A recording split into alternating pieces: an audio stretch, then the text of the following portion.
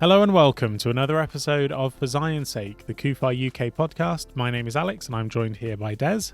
Hello. And this week we're going to be looking at some politics. Some elections have happened in the UK and France and elsewhere. And we're going to be looking at how that affects Israel, how it affects the Jewish community. We're also going to be looking at anti-Semitism and the stark rise in anti-Semitism within Europe. There are some shocking statistics there. We're also going to be looking at Israel and the war that Iran is trying to form against the Jewish people. But we're also going to be seeing what Kufi is doing in saving lives in Israel.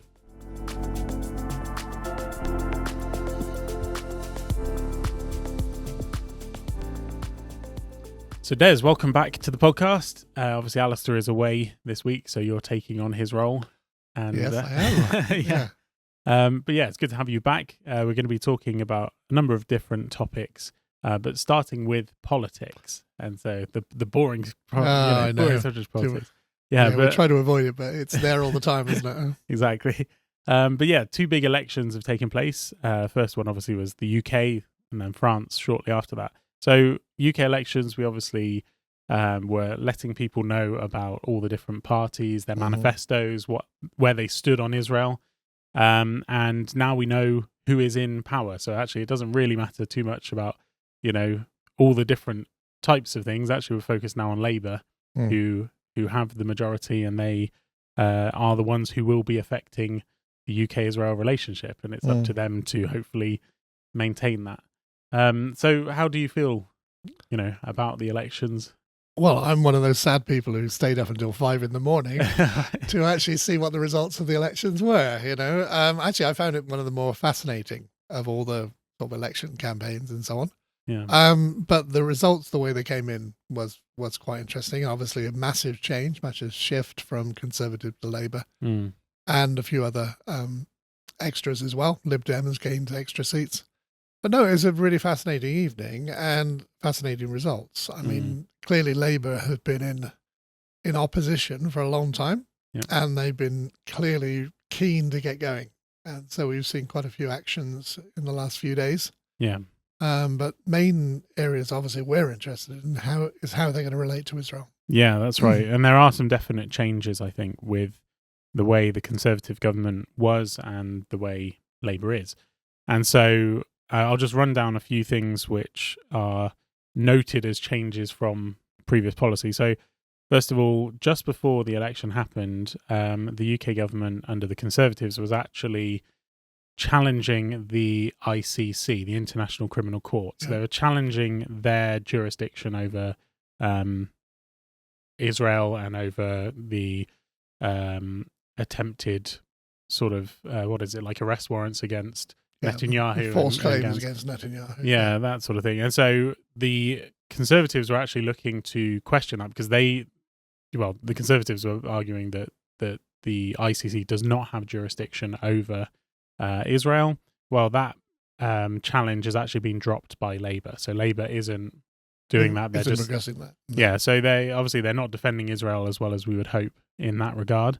That's one clear change. Another one is me and Alistair actually spoke about this a couple of weeks back, where the BDS bill that was introduced to try and stop local councils from enacting the boycott, divestment and sanctions against Israel, that again has fallen through with Parliament. It doesn't look like they're going to be reintroducing that. So that's something where, we'll see if they do, but it looks like that's now fallen to the wayside. And that's actually something we as Kufi campaigned for. We did. And obviously we were not keen that local councils would take on foreign policy. Yeah, which is exactly basically what we were trying to avoid. Yeah.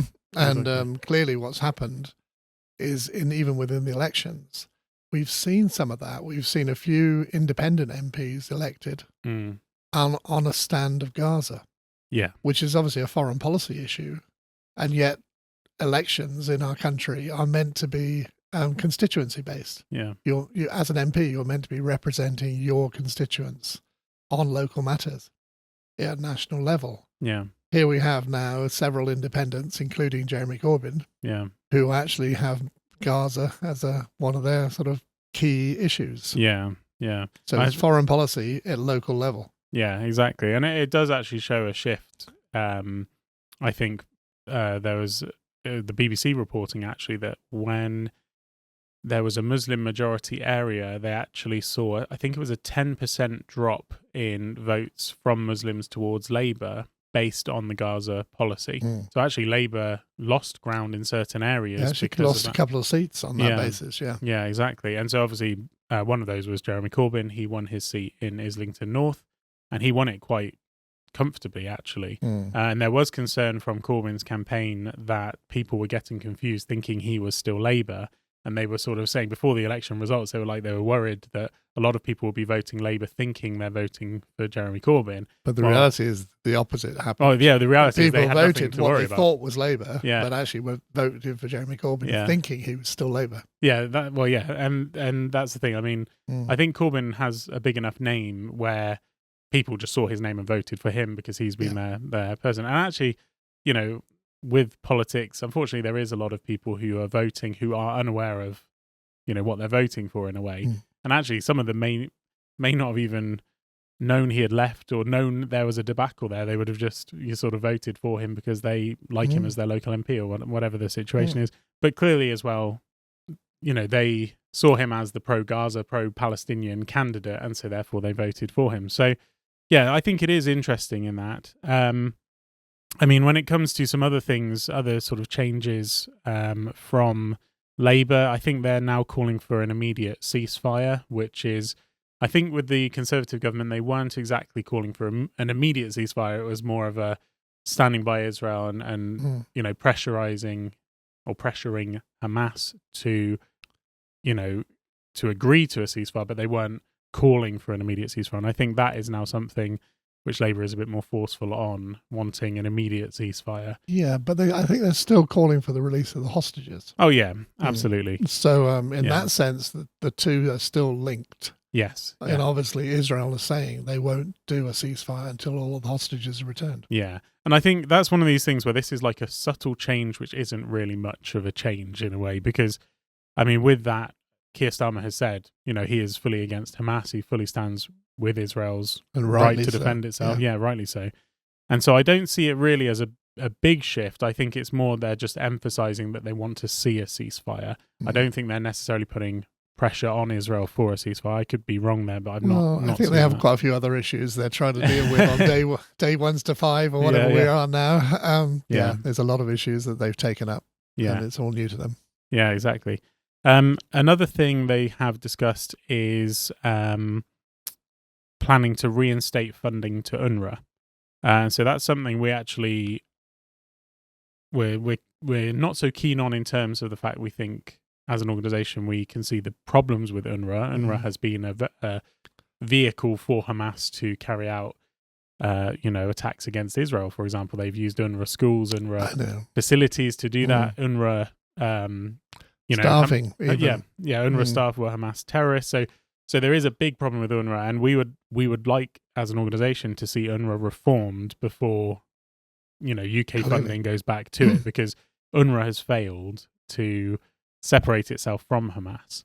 Yeah. And so they've got to get the rot out. There's no question about it. Exactly. To be a global organisation and be accepted at a global level, they have to, get back to the roots, really. Yeah, exactly. And so, I mean, this is a UN organization. It's something you would expect to be, directed from sort of the ethos of the UN. And the charter. And their charter, not Hamas's charter. Exactly. And I think, so that's the problem now. I think because UNRWA has been sort of so integrated into sort of Palestinian society, and Hamas controls Gaza, with an iron fist, I think the two have just completely been, unfortunately, you probably find actually the sort of anti-Israel nature of UNRWA is more intense within Gaza than it is in other parts, because UNRWA operates around the Middle East wherever there's Palestinian quote-unquote refugees.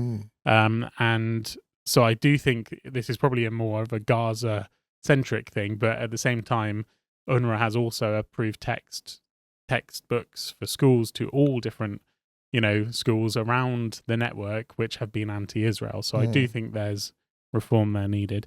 Yeah, and they have to stop, allowing Hamas to build, facilities underneath their own buildings. Yeah. I mean, you can't tell me that they've, signed off the plans to a building without knowing that there's going to be terrorist infrastructure built into it. I know. That seems incredible to us. I know. And the other thing as well with that is there are senior UNRWA people, who are Westerners, they're, bureaucrats or whatever they are within the system who are going to these schools. They can see, things going on. It's not like they're completely blind to this, and yet they are turning a blind eye. And so I definitely think there is a case to, hold some of the higher ups in UNRWA accountable, because they can't, it's like the hospitals where the hostages were held. UNRWA people knew that there were hostages being held there, and they didn't tell anyone. Well, that's, aiding and abetting war crimes. You know what I'm saying? It's terrible. And so I think there isn't really a place in Gaza that can, you just can't be someone who's high up official working in Gaza and pretending you're not seeing what Hamas is doing there, because it literally is right under their feet, sort of thing, that it's happening. No, I think the Labour Party will have to look at international aid on a wider scale. Yeah. And they need to make sure that when we send aid abroad, it's actually used for the purposes it was sent for. Yeah, exactly. And that's clearly not happened in Gaza. Yeah, exactly. And so that's the thing. This is why we want to see UNRWA reformed, if it can be, because ultimately, Palestinian children need schooling. Palestinians need food and but they need the right education as well. Exactly. Not, the amazing things that they are taught, which is totally wrong. Exactly. I mean, even within math lessons, they add terrorism into it by working out projectiles of, if they, shoot a catapult at a Jew kind of thing. And it's just like, they've literally inserted this sort of anti-Semitic ideology into everything, including maths. And so, it clearly needs to be sorted. But at the same time, we have sympathy for the Palestinians, and we understand that there is aid needed to go to the Palestinians, but it needs to go in the right way and the right channels. So another thing as well that's different between the two groups is actually that there is a growing number of Labour MPs who are calling for an arms embargo against Israel. Now, I just want to point out, this is not a Labour policy. This isn't Keir Starmer's policy, that sort of thing. But I think because we have a Labour government now, there is a big shift between Labour and Conservatives. I mean, if we look back a couple of years ago, I think you were even explaining this about the flag situation. I mean, if you look back over Labour Party conferences over recent years, during the time of Jeremy Corbyn, when he was leader, I mean, the conferences had lots of Palestinian flags waving during the conference. Even though flags were sort of illegal, they still brought them in and they still waved them, and nobody did anything about it. There wasn't British flags there. There were no British flags. No, it's just Palestinian ones. And that was a real concern, and a good concern for the Jewish community as well, especially in terms of, normally voting Labour, as they would. But actually, in Keir Starmer's time, that has been suppressed. Yeah. But what we now need to know and see is how much it's been suppressed just for the sake of the election, and what will return in the next conference. Yeah. Will they still be as strict, or will some of those things creep back in? Yeah, and that is the concern, because if you contrast that with the Conservatives, Conservative Friends of Israel is a big player, I should say, within the Conservative Party. I think there's even a policy where every elected MP within the Conservatives actually is in some way sponsored to go on a trip to Israel or something. I can't remember exactly what it is, but there's an opportunity for them to go. Not obviously, all of them don't obviously take up that opportunity. Yeah. Whereas I don't think that is the case in Labour. But looking again at the leadership, you have people like Keir Starmer, who is actually, he's been targeted by anti-Israel protesters, even outside his own home. His wife is Jewish, know, and there's even something about Shabbat, that came up during the election run and things. He actually got quite a lot of stick because he wants to take Shabbat off, and spend some time with his family. Yeah. And even some of the Conservatives criticised him for that. Well, we wouldn't criticise, the Sabbath rest, it makes sense, and it refreshes, and it brings the right balance into your working week. So, but you mentioned about the sort of anti-Palestinian. obviously one of his first trips, following being elected, was to actually go up to Scotland and visit the First Minister in Scotland. Mm. And it was meant to have, as part of it, a photo opportunity of Keir Starmer, the new Prime Minister of the UK, and the Scottish Minister on the doors of Bute House, I think it is, in Scotland. Mm. But they weren't able to do that because a relatively small number of pro-Palestinian activists were outside being very, very noisy while the meeting was going on inside. And rather than risk their, safety, they were then, Keir Starmer was then rushed out the back door, and they had to sort of do a motorcade, race off and try to avoid the protesters. Yeah. So again, a small number of very militant pro-Palestinians stopped that opportunity, and I think that's totally wrong. I mean, for the first... Yeah, exactly. But I think that also shows how clearly the anti-Israel lobby, as there is, the pro-Palestinian lobby, is actually not too happy with Labour.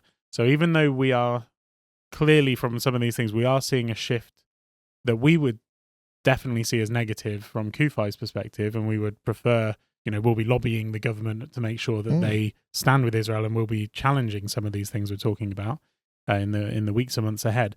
But even though there is a definite shift away from what the Conservatives had, we still feel that actually, compared to Corbyn eras, Labour's era, or the Corbyn era, I should say, of Labour, we're in a very different space right now, I think. And I think a lot of the sort of, like you're saying, the militant anti-Israel groups, and even some of the MPs who stood alongside Corbyn sort of stepped down, moved party, or weren't re-elected, that sort of thing.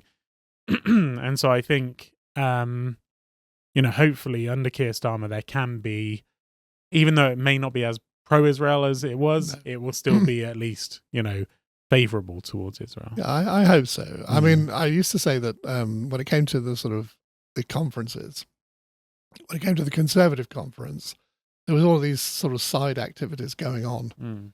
And the Conservative Friends of Israel was one of the largest groups active there for their event. Labour Friends of Israel exists, but it didn't exist in quite the same capacity. Yeah. And on the Labour side, there was always a pro-Palestinian meeting that was probably the largest side event. It would be nice to see that shifted. It would be nice to see Labour Friends of Israel growing in number. Yeah, they've got more MPs now. There's no reason why some of those shouldn't join Labour Friends of Israel and show what's right, really. Exactly. And we know one Labour MP who got elected this time personally, actually, a friend of yours. He also, Luke Akehurst is the MP. He also used to head up We Believe in Israel. So very pro-Israel. You're a friend of his, obviously. We've actually worked alongside him with campaigning before. He is now a Labour MP who was elected this time round. And he's also on the NEC? Yeah, the NEC for Labour. So we do know there are definite pro-Israel people who are in Labour. And he was elected after the Corbyn era. And he, has been quite influential with Starmer and so forth. So hopefully that does show a shift to be more pro-Israel. But at the same time, there's a lot of MPs. How many MPs do they have now? 410 or something? 412, something like that. And so obviously not all of them are going to be as pro-Israel as Luke. No. But, we can always... You can always hope that they will be. Yeah, exactly. And we'll definitely be praying for the government as, we've been doing. And even the last prayer the weekly prayer that we put out last week, it was about praying for the government, because that's that's what we're doing. They are our government, they are our leaders. We have to pray for them because they represent the UK. And as Christians we're called to pray for our leadership, uphold them, and if our country does the right things, then we will be blessed, and that's what we want to see. Yeah, definitely. So should we move on to the French elections now? Yes, the French elections, more politics. Yeah, although we'll be a bit more brief on this one. So there was the French elections took place over the weekend, where there was a thought that Marine Le Pen and her right-wing party would win the election because they won the sort of preliminary. Yeah, they have a two-stage election process. The week before, the previous Sunday, they'd had an initial vote, and it looked like Marine Le Pen's party was going to win outright.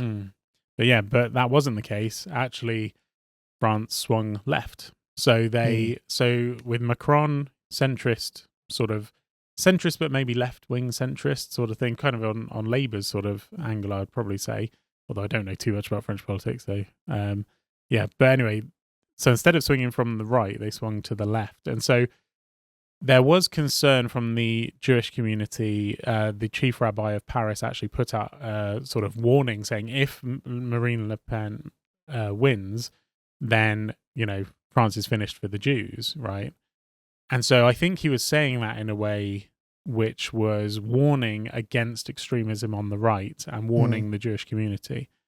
I don't think he expected it to then swing to the left so Quite much. the same way. Yeah, no. Because actually a few weeks before he was warning against the far left, which was, there was an incident, for example, where there was a 12-year-old Jewish girl who was raped in Paris, and she was, there was a few people involved in that incident, and they were doing it, they said they did it for Palestine.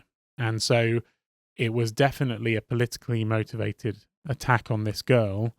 It sent shockwaves through the French Jewish community. Absolutely. And he the chief rabbi actually put out a warning at that time saying, look, it's the rhetoric of the left wing which is causing these sorts of events, because you are stirring anti-Semitism. And so what I'm saying is actually, it was probably from the chief rabbi's perspective, he was worried about Le Pen, he was worried about the far left, and so either one of them would have been a problem. And unfortunately, he did get a left-leaning government. I know, and I mean, this is Macron's probably big mistake in that sense. I mean, what had happened was Macron called snap elections after Marine Le Pen's right-wing party won quite heavily at the European elections. So he called these snap elections. Obviously, he, as you say, he's centrist. Yeah. But because they did so well in the initial poll, he then negotiated with the left wing. Yeah. And they actually got rid of some of their own candidates in order to make way for the left wing to, so not to dilute the vote. Yeah. So in that sense, they swung the vote from being, right wing versus left and center to be one or the other. Yeah. And so then we had a situation where the left wing actually won the majority. Yeah. And the centrist party came in second and Marine Le Pen came in third. But there's been a shift to the left. Yeah. So, Macron has lost his center ground. And it'll be interesting to see how well he manages that situation in the future. Yeah, because he's still the prime minister. He had nothing to lose by calling elections, in a sense, apart from his power base, really. Yeah. And that's the thing. I mean, we were talking about this off camera sort of thing a few days ago, and my sort of view on it was, it's almost like there was an analogy I saw a few weeks ago where it was showing how extremists don't normally get into power unless someone holds the door open for them. Yeah. And in this case, the centrists have held the door open for the far left to take over, kind of thing, because that's basically what happened. But they did it in order to avoid the far right. Yeah. And so, but at the same time, it's like, well, which is worse for France, So, exactly. And I think it just shows, like, from the chief rabbi's perspective, he was looking at it that either of these results is bad for France. So he actually, put out a warning, basically saying there isn't a future for France, for Jews in France. Go home to Israel, because that's the safest option for you. And it's sad, really, isn't it? Because what he was basically saying was, and it's been sort of echoed by some other sort of senior Jewish people in France, is that we've lived here and we'll continue to live here because we've lived here all our lives. But there's no room for the next generation. They should go back to Israel, because it's safer and better for them. And bearing in mind, Israel is at war, so it's safer to be in a place of war than it is to be in France. I know, or someday in Britain as well. I know, it's crazy when you think about that. I mean, I'd like to think that France and Britain actually are very different in their current situation. I remember watching a documentary probably 10 years ago, and it was about the problem French Jews were facing. Like in France, they've had armed guards outside of synagogues and Jewish schools for over a decade now. And so, or at least, around a decade. And at the time, there was a senior Jewish figure within that documentary talking about the problem is that they have a lot of Islamist sort of extremism, which is, where a lot of the attacks come from within the, for Jews within France. There's been a number of incidents, murders, etc. It's not been dealt with properly by the authorities. The Jewish people are feeling a lot more isolated. And one of the things that was spoken about was how, there's certain cultures coming into France that aren't integrating within the French culture. And the feeling is that the Jewish community actually is quite well integrated within the French culture, but unfortunately, especially with Islam, and especially with more radical forms of Islam, they are not integrating with French culture. And I think there is this sort of clash of cultures happening in France, which I think is a lot bigger than here. I don't see what's happening in France being the same here, fortunately. Well, the thing is with the Muslim religion, though, the extremists sort of believe that they shouldn't integrate. They can literally lose salvation because of it. Exactly. Yeah.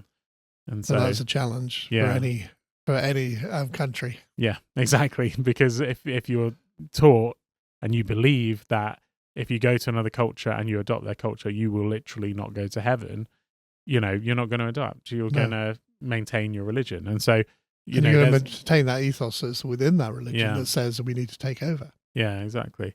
Yeah, so there's obviously a lot of problems there. And so what is happening in Europe, unfortunately, and we can't be blind to it. It is happening here in the UK, but I was just meaning like it's not as intense right now. You don't think it's as bad? Well, I don't think it's as bad as far as because I think statistics sort of point to that. But there was a very troubling survey that came out this week. Right, so there's a poll. This is actually on the BBC's website, and their headline is that Europe is facing a wave of anti-Semitism. And so there's a poll that was taken in the last few days, which found it was 8,000 Jews from 13 EU countries, including Germany and France, and they found that 96% of the Jews who were surveyed had encountered anti-Semitism in their daily lives. 96%. And a massive number. They also showed that there was a massive increase in incidents following October 7th. I think there was a threefold increase in incidents from October the 7th. Yeah, I think surprising. Exactly. 75% of those who took part in the latest survey felt that they were held responsible for the Israeli government's actions because they were Jewish. So clearly there's a lot of incidents where people are blaming them for anything that Israel does. And by the way, a lot of what Israel is accused of doing, Israel's not doing. I know. And so, even with that, I mean, to blame an individual walking down the street for something happening thousands of miles away is happening. Well, it's stupid in the first place, but to actually do it on false pretenses. And I think this is, the problem where we have such bias and lies being spread against Israel on a mass scale in the mainstream, and it's very important we combat that. Yeah, and we try to wherever we can, because obviously the truth needs to get out there. Yeah. The sad thing is that obviously the lies get out there first of all, and people don't rectify those, and even the media don't rectify them. They just carry on repeating the same old mantras. Yeah, and it's anti-Semitic in that sense. Yeah, exactly. And another portion of this said that 76% of Jews had hid their Jewish identity at least occasionally. So just think about that. Like, you can't even walk down the street thinking you're safe. And so they've, 76% of people have at least at one time hidden their Jewish identity. Like, you should be able to walk down any street in the UK, any street in Europe, as any religion and not feel threatened of attack. Do you see what I'm saying? Yeah. And yet we've been saying for some time at CUFI, there are Jews in London who don't feel they can go out on a Saturday into London. Yeah. Because it's too dangerous for them to be on the streets at the same time as some of these rallies. Yeah, exactly. And yet the police don't see that as a problem. I know. Yeah, it is crazy. And the thing is, you would hope, like, we as civil people you hope that the police are there to protect you. So you would think, well, if I'm walking down the street, or if a Jewish person's walking down the street and there's people who are angry at that Jewish person, the police should come along and arrest all those angry people. Instead, they sometimes arrest the Jewish person and remove them from the street because that's the easiest option. I know. Well, it doesn't matter if it's the easiest option. You're meant to do the right thing, because if you don't do the right thing, then the wrong thing will keep on happening and get worse because there's no consequences for those people. So yeah, it is a massive shame. And I think there's another statistic I saw which was basically showing that they are expecting Aliyah, which is Jews returning back to Israel, or making the move from wherever they are in the world to Israel. That is increasing and could double actually this year, because there is a big fear within the Jewish community that they are not safe within different communities. Within different countries, and that the only safe place they have is Israel. It's Israel. Yeah, that's right. Yeah, I mean, I recently wrote to literally all of the Jewish synagogues that we have on our database, which is quite a few hundred around the country, and saying to them, just bear in mind, Kufi and Christians are here with, to stand with you. This is an unacceptable situation for the Jewish community. And we really do hope and pray that we can combine together to use our combined voice to speak out against it. Yeah. Because it's totally wrong what's happening. Yeah. The Jewish people should feel free in this country. And if they want to stay here, they should be able to. Yeah. They shouldn't have to be forced back to Israel for safety. Yeah, that's right. And like you said, it's like we actually support Aliyah. They're entitled to go back to their own land. Yeah, exactly. It's their land. Yeah, and Kufi has actually funded flights. For example, with Ukraine, when the war broke out, Kufi funded flights for Jews in Ukraine to make Aliyah back to Israel. And we fund different organizations within Israel that help them when they transitioning from the culture they're in to Israel now. And so we definitely support that. But like you said, we don't want them to do it because of fear. We want them to do it because they understand the biblical reasons for returning to the land. Yeah, it should be their choice when they go. Yeah, exactly. But like you said, you wrote to all the synagogues we have on our database. Kufi is linked with the Jewish community. We have good relations with them. But the aim of Kufi is to be there for the Jewish people. We want to be the friend of the Jewish people. We want to show them love. We want to support them, give them a voice, because actually, there is a small number of them compared to us Christians. Yeah. And they also feel that, if they put their head above the parapet, they get shot at, too much. And so we need to be that voice. We need to not remain silent, as we say within our scriptural background. Kufi needs to be clear where we stand, and we need to get our government to be the same. Yeah, exactly. So I think there's sort of a lot of work there that we have to do as an organisation. Yes, I know. I think with this election change, there is more work for us to do. We're, under no illusion that there is now, we're now sort of not in opposition necessarily, but we have to hold the government to account for, much more forcefully, I think, than before, because before, the Conservatives were actually doing a lot of things we agreed with. Some things we disagreed with.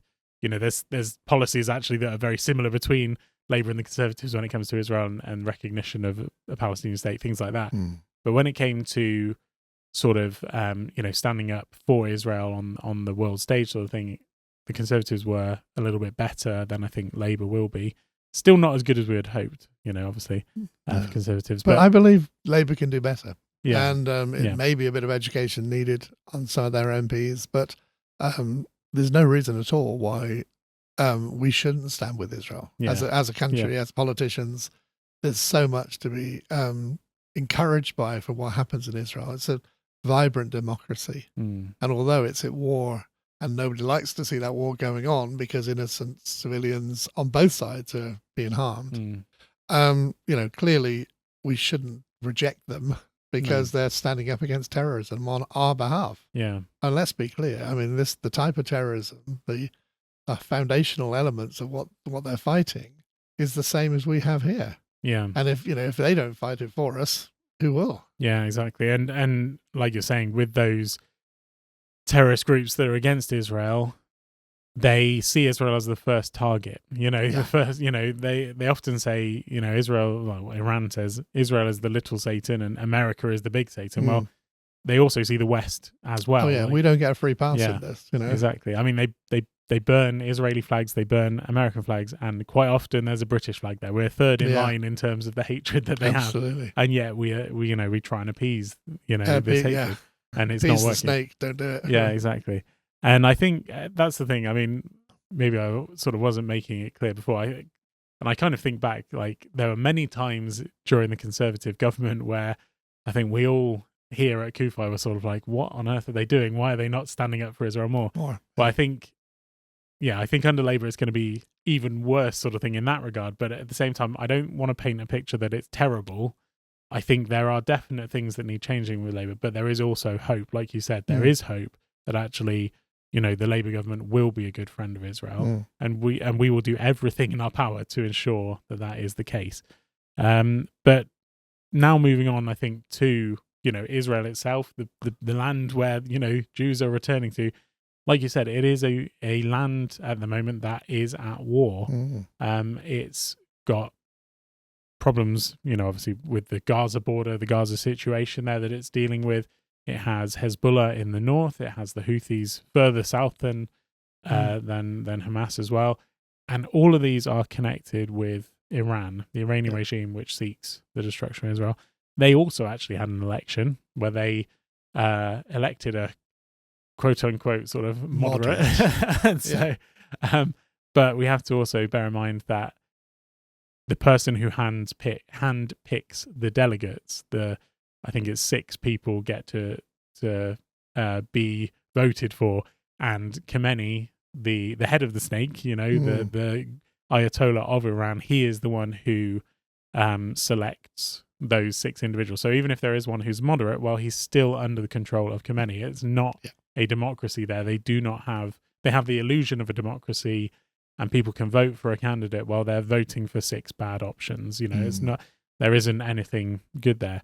But one thing I wanted to sort of highlight was we look at the war with Gaza as being, the main war that's going on right now. And I think from the media's standpoint, they're really only focusing on that. What people may not realize is there is a big confrontation happening. It's not a full-on war, but there's lots of back and forth with Hezbollah. In the north. Yeah. In the north, yeah. And what was interesting is this week, the leader of Hezbollah, Hassan Nasrallah, he actually put out a statement that said that if Hamas agrees to a ceasefire with Israel, then Hezbollah will also halt its attacks. And the reason he said that is because he says that Hamas is negotiating on behalf of the entire Iran-led axis of resistance. So just think about that. It's like, Hezbollah, they launched their first attack against Israel on October the 8th, one day after Hamas attacked Israel. Yeah. This was before Israel. This was while Israel was still dealing with Hamas terrorists within Israel. Israel hadn't even struck Gaza at that point, as far as I know. And yet Hezbollah started its attack.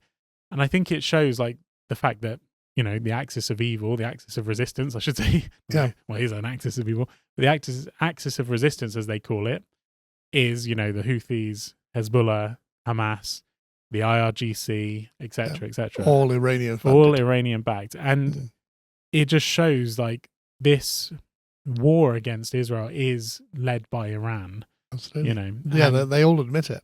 Yeah, it's only the Western world that try and pretend it isn't. Yeah, exactly. And they try and treat them separately as well. And I think there's been 300, I don't know the exact number, but 350, 360 Hezbollah fighters who have been killed within these exchanges with Israel. I'm not sure how many Israelis have been killed from these attacks, but I think civilian-wise, I think it's around 14. So this week... Well, there was 2 only the other day, sadly, wasn't there? Yeah. A husband and wife travelling in a car. Yeah, exactly. And they were hit by a rocket. There was, a barrage of 40 rockets that were fired at Israel, and one of them, unfortunately, hit a vehicle that was driving. And so, a husband and wife, they were mother and father of 3 children, and those children now no longer have parents because, of the evil of Hezbollah. But this has been going on, as you say, since the 7th of October. and even before, to be fair, but primarily since the 7th of October.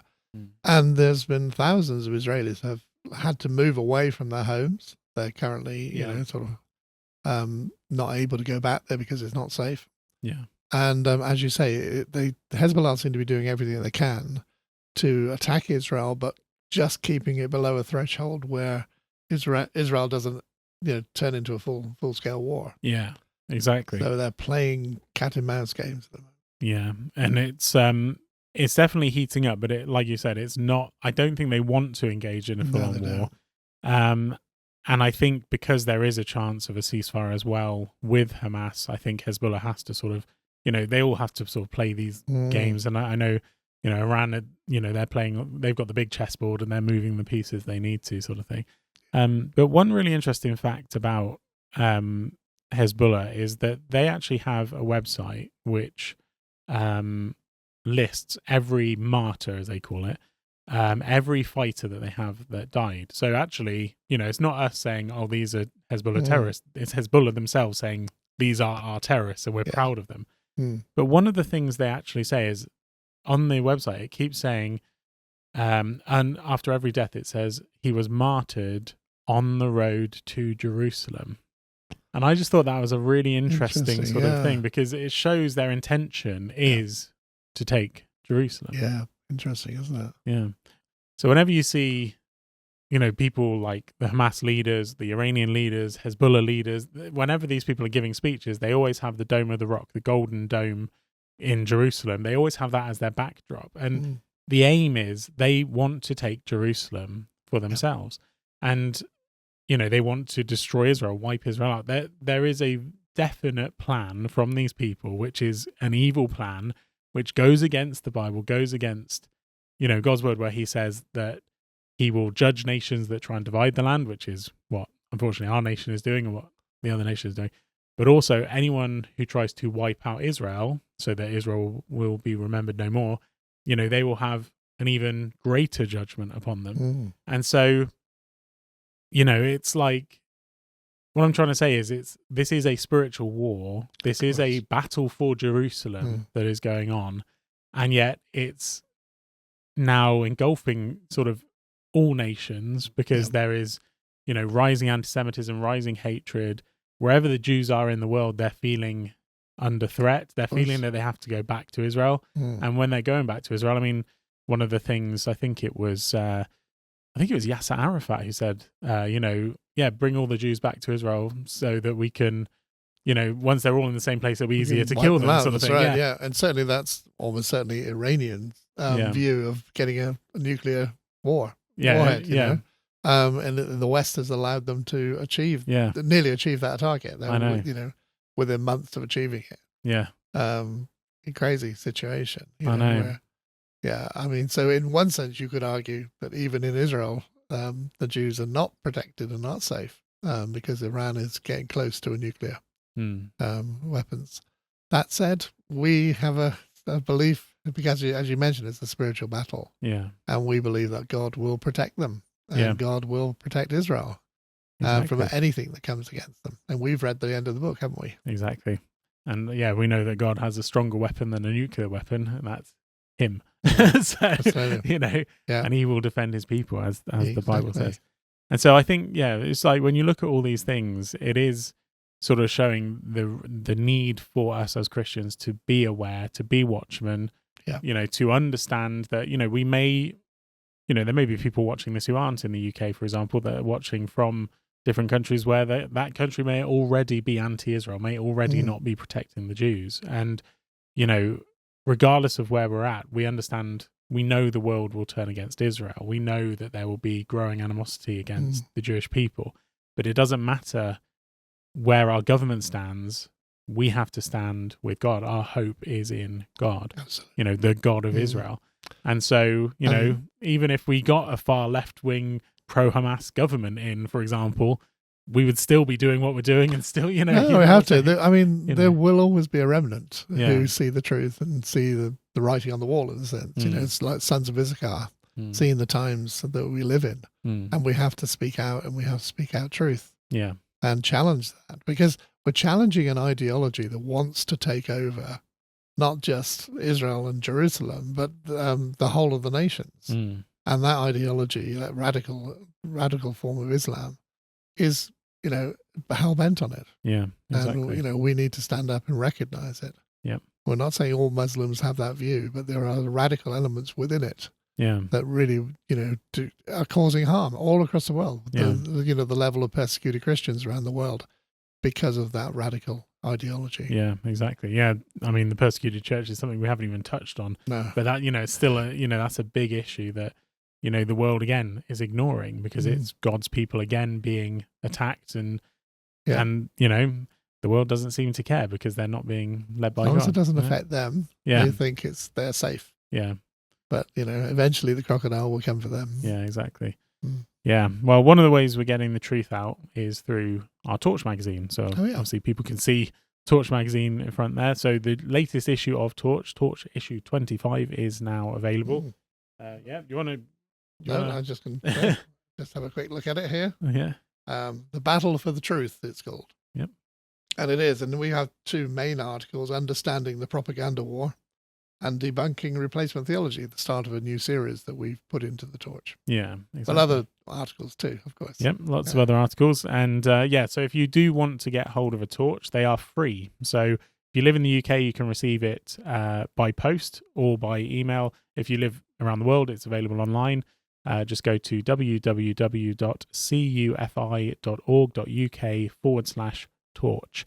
And there is a link down below in the description as well, so you can click on that and you can read the articles straight away or order a copy to be mailed to you.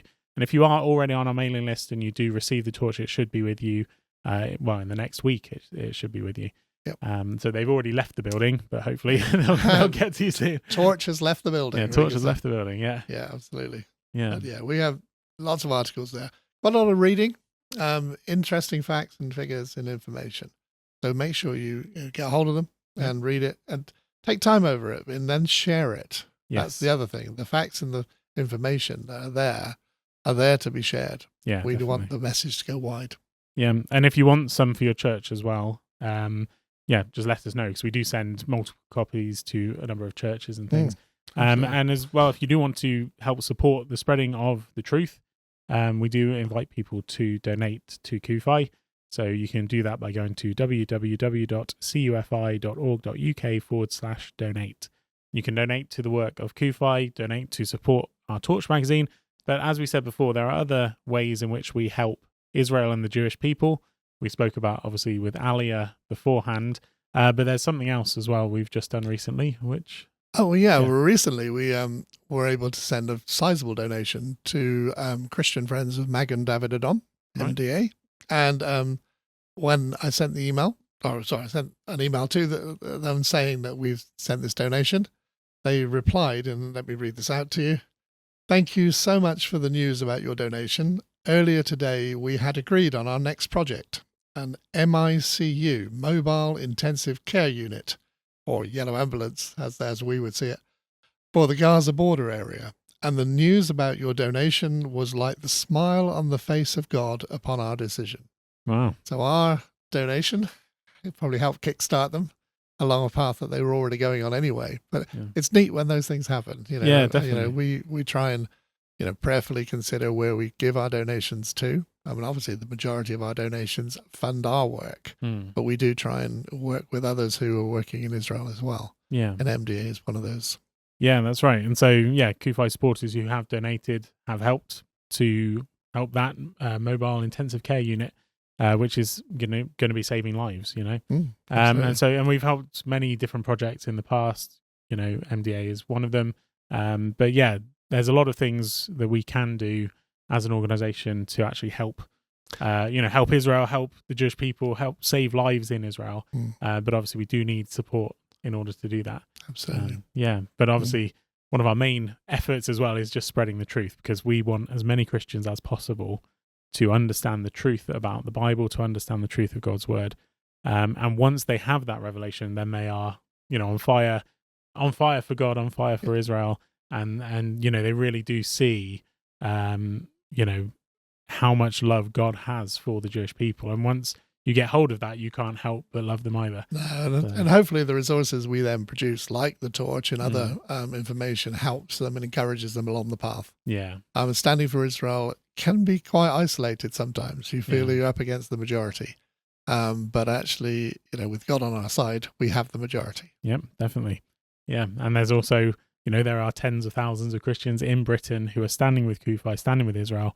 You are not alone. When we've done it before, we've mapped out, different people who are, we literally have people in every city, every town, almost every village, in the country. And so we are really blessed to have so many people supporting us. So, if you want to get involved, even if you just want to give your email address to us so you can stay in touch with what we're doing. And then when we have any events that are going on in your local area, we'll let you know. So I think we've had a really good podcast today, Des. Thanks for joining me. Oh, pleasure to be here. Yep. And Alistair, I think we'll be back for the next one. We've just to warn everybody, the viewers, we do have some holidays coming up for different staff members, so you might see different faces here from time to time. But it's the period of time we're in with the school holidays and things like that. And also myself and Alistair and you as well, we're going off to Washington for the CUFI Washington Summit. In a few weeks' time as well. So we've got lots of things ahead, lots of exciting things. But we're keeping on raising the banner of Christian support for Israel in the UK, and that's what our mission is, and that's what we're doing. We'll continue to do that. Yep, definitely. So thank you all for watching, and we'll see you next time.